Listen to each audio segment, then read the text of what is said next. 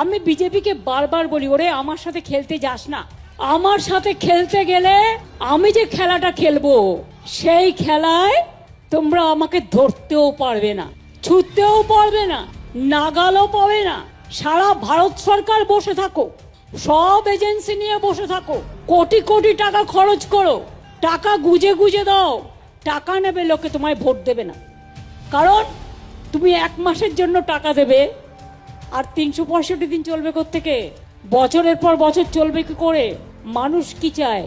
জীবনের নিরাপত্তা, বাঁচার নিরাপত্তা, গণতন্ত্রের নিরাপত্তা, সম্পত্তির নিরাপত্তা, সন্তানের নিরাপত্তা, মা বোনেদের সম্মান। সম্মান না দাও, অসম্মান করতে চেয়েও না। এসআইআর করতে 3 বছর টাইম লাগে, 2002-এ লাস্ট হয়েছিল। আমরা কেউ বলিনি তো করতে হবে না। আমরা কি বলেছি? তুমি একটাও জেনুইন ভোটারের নাম বাদ দিতে পারবে না, যারা ভোট দিয়েছে, যারা বিভিন্ন স্কিমে টাকা পায়, যারা দীর্ঘদিন এখানে বসবাস করছেন, তাদের তাড়ানোর কোনো অধিকার তোমাদের নেই। বিজেপি অফিস থেকে লিস্ট ঠিক করে দেবে। গভর্নমেন্ট কে ঠিক করে? পাবলিক ভোট দিয়ে। এখন সিস্টেমটাই পাল্টে যাচ্ছে দেখছি। ইলেকশন কমিশন ঠিক করবে, গভর্নমেন্ট কে ঠিক করবে? তা কখনো হয় নাকি?